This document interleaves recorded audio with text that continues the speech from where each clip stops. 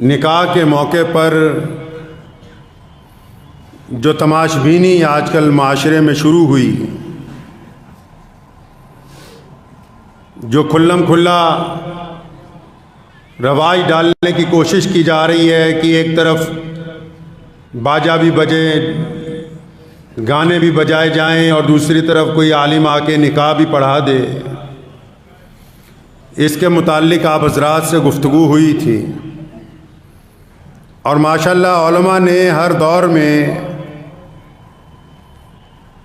سرمایہ داروں کی ناراضگی مول لے کر اسلام کی روایات کو قائم رکھا ہے۔ شادیوں کے اندر جو خرافات ہیں ان میں نکاح کی تقریب میں جو آج کل بدعنوانیاں شروع ہوئیں، اس کے ساتھ ساتھ ایک بڑی خرابی جو ہے وہ دہیز کے نام پر۔ آپ کو میں حیرت کی بات بتاتا ہوں کہ میں کئی دن سے لگاتار اس کوشش میں تھا کہ دہیز کے متعلق کچھ احادیث تلاشی جائیں، قرآن پاک کی کچھ آیتیں، تو آپ حیران ہوں گے کہ پورے قرآن حدیث میں کہیں دہیز کا ذکر ہے ہی نہیں۔ حتیٰ کہ عربی کی جو زبان ہے، عربی کی جو لغت ہے، اس میں برات نام کی کوئی چیز، جس کو ہم براتی اکٹھے ہو کے جو 400-500 جاتے، جنہوں اسی جنج کہنے ہیں پنجابی بنے ہوئے نا جنج گھر،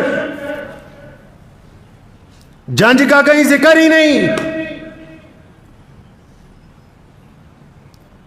مہذب لوگوں نے رشوت کا نام بدل کر دہیز رکھا، لٹیروں نے، بدماشوں نے، گنڈوں نے،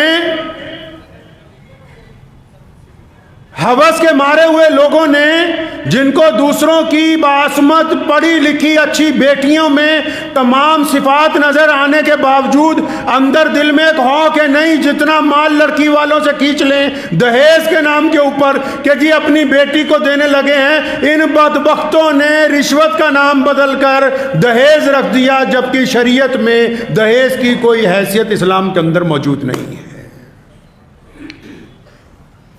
پیارے نبی حضرت محمد رسول اللہ صلی اللہ علیہ وسلم نے جب اپنی بیٹی کا نکاح کیا سیدنا فاطمہ الزہرا رضی اللہ تعالی عنہ کا، کوئی دہیز نہیں ہے، وہ جو چند سامان لکھا ہے وہ بھی اس لیے کیونکہ حضرت مولا علی کرم اللہ وجہہ رسول اللہ کی کفالت میں تھے، حضور اکرم صلی اللہ علیہ وسلم کا حصہ تھے وہ، تو کیونکہ ایک اور خاندان آباد ہونا تھا، اس لیے انہی کی رقم سے کچھ سامان جو ہے زندگی گزارنے کا معمولی سا لیا گیا۔ اسلام میں تو دہیز جیسی لعنت کی ابتداءً مخالفت کی گئی۔ بہت سارے ماں باپ آج اس لیے ان کی بیٹیاں گھروں میں بیٹھی ہوئی ہیں کہ اچھا رشتہ نہیں مل رہا۔ رشتہ کیوں نہیں مل رہا؟ کہ یہ زیادہ سامان نہیں دے سکتے۔ ہم نے ایک بڑا عجیب واقعہ دیکھا کہ ایک صاحب دلہے میاں رو رہے ہیں کہ میں نے تو گاڑی مانگی نہیں تھی، آپ نے کیوں دے دی؟ اب ایک ہفتے بعد پتہ لگا یہ بدبخت بھکاری اس لیے رو رہا تھا کہ گاڑی بڑی مانگی تھی، چھوٹی دے دی انہوں نے۔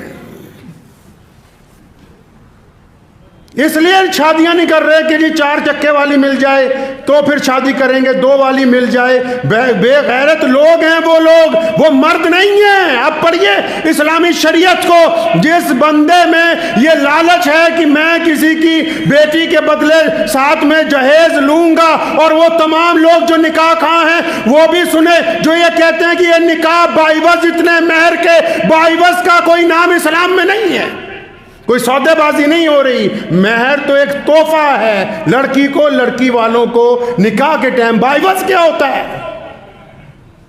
باعوض کا مطلب تو یہ ہے کہ سودا کر دیا گیا۔ کس بات کا سودا ہے؟ کیا ایک چھوٹی سی معمولی رقم کے ڈر سے زندگی گزاری جا سکتی ہے؟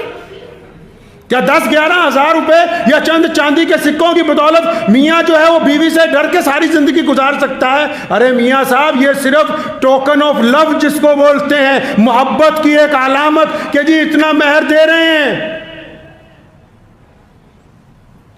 ہم نے اسلامی روایات کو چھوڑا، ولیمے کی دعوت ہو رہی ہے، ساتھ میں لفافے دے رہے ہیں۔ ارے بھیا، ولیمے کی دعوت ہو رہی ہے، اس نے ہوٹل کھولا، فی آدمی 500 روپے دے کے جا رہا اور کھانا کھا رہا ہے۔ اگر آپ کو زیادہ ہی شوق ہے ولیمہ کرنے کا تو لفافہ کس بات کا ہے؟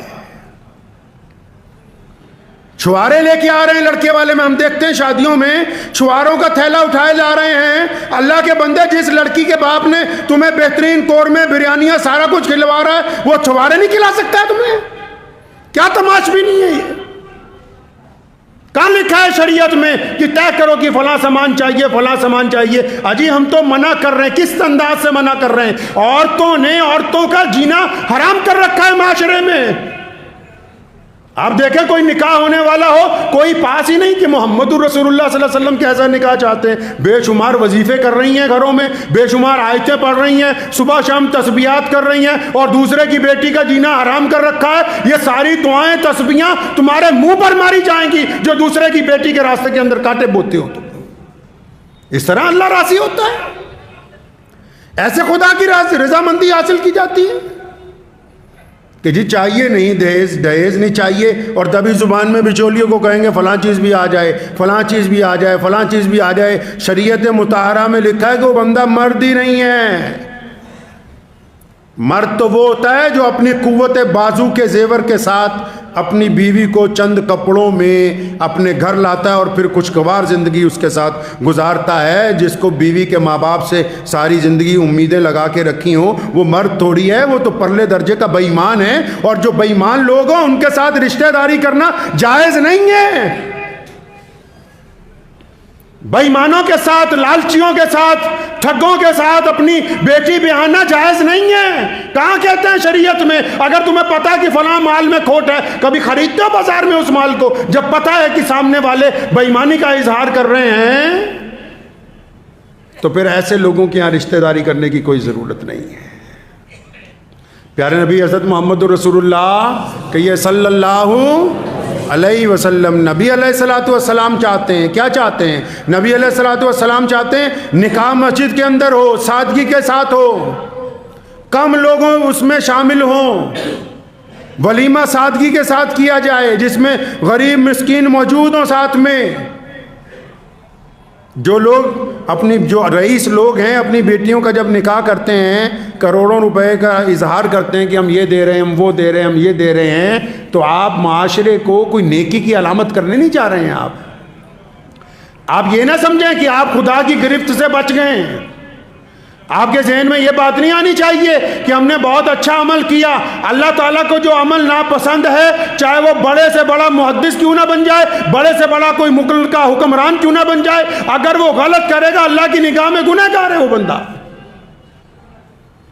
بیٹیوں کا مذاق بنایا، یہ تو زمانہ جاہلیت والی بات ہو گئی. نبی اکرم صلی اللہ علیہ وسلم سے پہلے بیٹی کا احترام نہیں تھا. محمد رسول اللہ نے فرمایا بیٹی اللہ کی رحمت ہے. محمد رسول اللہ نے فرمایا جس کے بیٹیاں ہوں گی، فرمایا قیامت والے دن وہ میرے ساتھ ہوگا. محمد رسول اللہ نے کہا کہ بیٹی کی عزت احترام کرنا چاہیے. رسول اللہ نے یہاں تک کہا کہ جنگ کے موقع پر جب دشمن کی بیٹی کو پیش کیا گیا، نبی علیہ السلام نے اپنی رحمت والی چادر اس بیٹی کے سر پر رکھی. کسی نے کہا یا رسول اللہ یہ دشمن کی بیٹی ہے، فرمایا خبردار چپ ہو جاؤ، بیٹی صرف بیٹی ہوتی ہے، خواہ وہ دشمن کی ہو یا اپنی ہو، بیٹی کو صرف بیٹی سمجھنا چاہیے. تو وہ کون لوگ ہیں بھائی؟ بتاؤ تو صحیح مسلمانوں، وہ کون لوگ ہیں یہ جو بڑے بڑے ولیموں میں دعوتوں میں بیٹیوں کے اوپر اتنا بوجھ ڈالتے ہیں؟ یہ جو لنگوروں کی پوری فوج لے کے جاتے ہیں ساتھ میں بارات میں. بارات کس کو کہتے ہیں پتہ ہے؟ ہمارے یہاں لفظ ہے جانج ہندی کی ہے. ਪੁਰਾਣੇ ਸਮੇਂ 'ਚ ਜਾਣਾ ਪੈਂਦਾ ਸੀ ਨਾ ਦੂਸਰੇ ਪਿੰਡ ਕੁੜੀ ਬਿਆਨ ਲਈ, ਦਹੇਜ ਵੀ ਲਿਆਣਾ, ਸਮਾਨ ਵੀ ਲਿਆਣਾ, ਅਗਲੇ ਦੀ ਕੁੜੀ ਵੀ ਲਿਆਣੀ, ਜੰਗਲ 'ਚੋਂ ਆਣਾ ਤੇ ਡਾਕੂ ਲੁੱਟ ਲੈਂਦੇ ਸੀ. ਤਾਂ ਫਿਰ ਜੰਜ ਦਾ ਰਿਵਾਜ ਪਾਇਆ ਵੀ ਜੰਗਲ 'ਚੋਂ ਲੰਘਣਾ ਬੰਦੇ ਇਕੱਠੇ ਕਰ ਲਓ ਤਾਂ کہ ڈاکوؤں تو مال بچ جاوے. شریعت نے تو نہیں کہا کہ تم ایک بہت بڑے لشکر کو لے کے کسی کی بیٹی کے گھر چلے جاؤ. اسلام میں تو یہ روایتیں نہیں ڈالی. اسلام نے کہا لوگوں کے لیے آسانیاں پیدا کرو، مشکل پیدا نہ کرو. اچھا آپ کیا سمجھتے ہیں کہ آپ اگر کسی بیٹی کے باپ کو تنگ کر کے یہ اس کے اوپر اپنا عزاداری ڈال کے اس سے مال کھینچ کے دولت کھینچ کے آپ دوسرے کی بیٹی کے باپ کو پریشان کر کے شادی کریں گے تو آپ کیا سوچتے ہیں کہ آپ کی بیٹی خوش رہے گی جس گھر کے اندر اس کو بھیجو گے؟ جیسا بیجو گے ویسا نکلے گا. ایک بزرگ تھے، ان کو ایک صاحب نے آ کے کہا، بے ایمان لوگ ہوتے ہیں نا معاشرے میں، ایک صاحب نے آ کے کہا، ان کی بیٹی کا نکاح ہوا تھا، کہنے لگا میاں جہاں تم نے اپنی بیٹی کی شادی کی ہے نا، آپ کے داماد نے اب تمہاری بیٹی کے چہرے پہ تھپڑ مارا ہے۔ فرمایا نہیں، تو جھوٹ بولتا ہے۔ فرمایا جھوٹ بول رہے ہو تم، تو کہ تم اتنے یقین سے کیسے کہتے ہو؟ کہنے لگے کہ میرے گھر میں جس کی بیٹی ہے، جس کو میں بیاہ کے لایا، جو میری بیوی ہے، میں نے ساری زندگی اپنی بیوی کے چہرے پر تھپڑ نہیں مارا، اور جس نے اپنی بیوی کے چہرے پر کبھی تھپڑ نہ مارا ہو ہی نہیں سکتا کہ اس کا داماد اس کی بیٹی کے چہرے پر تھپڑ مار دے۔ جو دوسروں کی بیٹیوں کا احترام کرتے ہوں، ان کی بیٹیوں کے راستے کے اندر رکاوٹ نہیں آتی۔ جو سارا دن دوسرے کی بیٹیوں کو تنگ کریں اور اپنی بیٹی کے لیے دعائیں مانگتے رہیں، ان کی بیٹیوں تک بھی سکون پہنچنے والا ہے نہیں ہے، سکون پہنچنے والا نہیں ہے۔ میاں صاحب اس بیماری کو کم نہیں کرنا، اس کی جڑ کاٹنی پڑے گی۔ رسول اللہ صلی اللہ علیہ وسلم سے کہیں ثابت نہیں کہ 1,000 لوگ دعوتوں میں جائیں اور اس طرح دعوت میں کھانا کھاتے ہیں۔ کبھی اپنے گھر میں ایک لقمہ چھوڑا ہے؟ کسی باپ نے اپنی ساری زندگی کی کمائی سے اپنی بیٹی کی رخصتی کے وقت کھانا کھلاتا ہے، اور یہ جتنے دعوت اڑانے کے لیے جاتے ہیں 10 پلیٹوں میں سامان کھانے کا چھوڑ کے آتے ہیں۔ تم کیا سمجھتے ہو کہ اللہ کی طرف سے پکڑ نہیں آئے گی؟ یہ جو رزق خراب کرتے ہو، کوڑے کے اندر ڈالتے ہو۔ محمد رسول اللہ صلی اللہ علیہ وسلم چلے جا رہے ہیں، راستے میں کھجور گری ہوئی ہے، اٹھایا، صاف کی، کھایا، فرمایا یہ رزق ہے، یہ روٹی ہے۔ اور جو قومیں، جو لوگ، جو معاشرہ رزق کی عزت نہیں کرتا، اللہ تعالیٰ ان سے رزق واپس لے لیتا ہے۔ پھر کٹورا مانگ کے لے کے مانگتے پھرتے ہیں سڑکوں کے اندر، گلیوں کے اندر۔ جو لوگ رزق کی عزت نہیں کرتے ان سے رزق واپس لے لیا جاتا ہے۔ تو ہم کیا سمجھیں کہ جو لڑکی والے ہیں وہ بڑی آہستہ سے، جناب کوئی بات نہیں، مت دینا مت دینا، نہیں، بلکہ پوری طاقت سے کہو کہ ہم نے سارا سامان خود خرید لیا ہے، تم نے ہمیں بیٹی دے دی جس نے ہماری نسل چلانی ہے، جس نے ہمارے گھر میں رونق لے کے آنی ہے، جس سے ہمارے گھر کی شائستگی پیدا ہوگی، ہماری آنے والی نسل جس کے کوکھ سے جنم لے گی، بیٹی دے دی تو یہ بہت بڑا کمال کر دیا۔ تم یہ کیوں نہیں کہتے کہ ہمارے پاس سارا سامان آ گیا، ہمیں کچھ نہیں چاہیے اس بیٹی کے ساتھ تمہارے سے؟ وہ لوگ ڈوب کے مر سکتے ہیں چلو بھر پانی میں۔ آپ نے کہاوت سنی ہوگی نا، چلو بھر پانی میں ڈوب مرو۔ یہ کہاوت ان لوگوں کے لیے ہے جن کی غیرت مر گئی ہو۔ غیرت سمجھتے ہو کس کو کہتے ہیں؟ محمد الرسول اللہ صلی اللہ علیہ وسلم غیرت مند نبی تھے۔ نبی علیہ السلام کی ساری زندگی کی تاریخ، 1,24,000 صحابہ کی ساری زندگی کی تاریخ، آج بھی جو اللہ کے قریب بندے ہیں، آج بھی جو اہل ایمان ہیں، ان کو بھوکا رہنا منظور ہوتا ہے، کسی کے آگے ہاتھ پھیلانا منظور نہیں ہوتا۔ غیرت سمجھتے ہو کہ کہتے کس کو ہیں؟ غیرت مند قومیں ہوتی کیسی ہیں؟ غیرت مند وہ لوگ ہوتے ہیں جو اپنا معاملہ اپنی قوت بازو سے اللہ پہ بھروسہ رکھ کے خود بھی کھاتے ہیں، دوسروں کو بھی کھلاتے ہیں۔ وہ لوگ غیرت مند ہوتے ہیں۔ جو دوسرے کے مال کے اوپر نگاہ رکھتے ہیں وہ غیرت مند نہیں ہو سکتے۔ تو جو دوسرے کا دہیج بھی لے وہ غیرت مند ہے؟ جو دوسرے سے اپنا مطالبہ بھی کرے وہ غیرت مند ہے؟ مرد ہی نہیں ہے۔ عورت کا بھی ایک مقام ہوتا ہے۔ لڑکے کی جو مائیں اپنی بہوؤں کو تنگ کرتی ہیں، وہ عورت کے اس معیار تک نہیں پہنچی جو حضرت سیدہ خدیجہ الکبریٰ رضی اللہ تعالیٰ عنہ نے قائم کیا، جو امی عائشہ رضی اللہ تعالیٰ عنہ نے قائم کیا۔ وہ اس معیار تک جا ہی نہیں رہی، دیکھ ہی نہیں رہی کہ وہ کتنا اعلیٰ معیار ہے جہاں تک پہنچنا چاہیے۔ بنا نکاح کے تمہارے گھر میں اگر ساز و سامان نہ پورا ہو، 40 سال گزارا ہو رہا ہے، اگر کسی کی لڑکی سے نکاح کرنا ہے پھر تمہیں سامان پورا چاہیے۔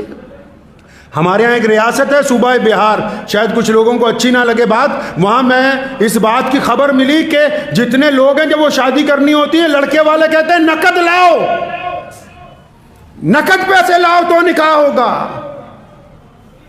ارے ڈوب کے مر جائیں، وہ چلو بھر پانی کی کہاوت ان بے غیرتوں کے لیے بنی ہے جن کی غیرت مر جاتی ہے نا، تو ان کو چاہیے ایک کٹوری میں پانی لے، اسی میں اپنا ناک رکھ دیں بیچ کے اندر۔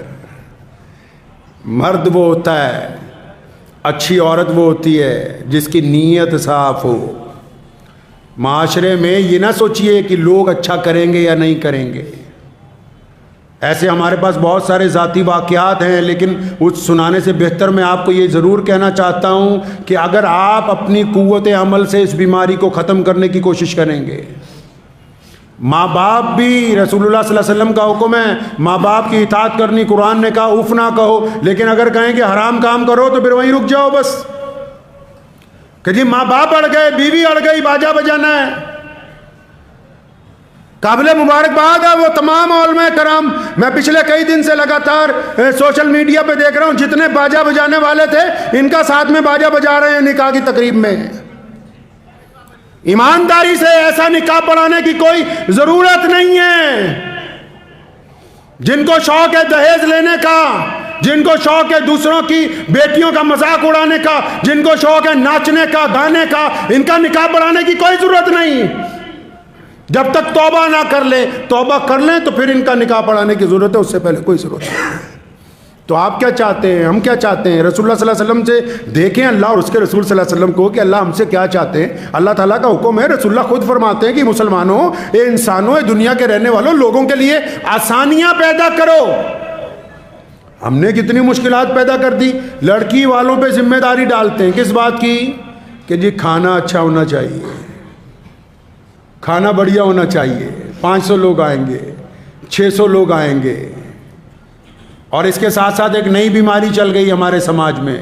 اس بیماری کے ایک معجب تھے ہمارے یہاں قریبی شہر میں، تو انہوں نے مجھے بھی کہا کہ عثمان بھائی ہم لڑکیوں کی اجتماعی شادی کروا رہے ہیں، تو آپ بھی آئیے اس میں۔ تو میں نے ان کا فون سنا تو میں نے ان کو کہا کہ نہیں میں نہیں آ سکتا ہوں، میں معذرت چاہتا ہوں، کاٹ دیا۔ پھر ان کا دوسرے دن فون آیا، بڑے سرمایہ دار ہیں نا، سوچا مولوی کو دبکا مارے کہ کیوں نہیں آ سکتے، یہ بات ہے وہ بات ہے۔ میں کہا بھائی اس لیے نہیں آ سکتے، رسول اللہ صلی اللہ علیہ وسلم نے منع فرمایا۔ کہتے کب منع کر دیا؟ 3 بار انسان دولہا بنتا ہے، دلہن بنتی ہے۔ سن لو آج بات، 3 بار کوئی بھی مرد عورت دولہا یا دلہن بنتے ہیں، 3 بار۔ پہلی بار جب بچہ پیدا ہوتا ہے تو سارے خاندان کی توجہ کس طرف ہوتی ہے جی؟ بچہ کالا ہو، گورا ہو، ہیں جی، امیر کا ہو، غریب کا ہو، سارا محلہ کس کو دیکھنے جاتا ہے؟ خاندان کے لوگ کس کو دیکھنے جاتے ہیں؟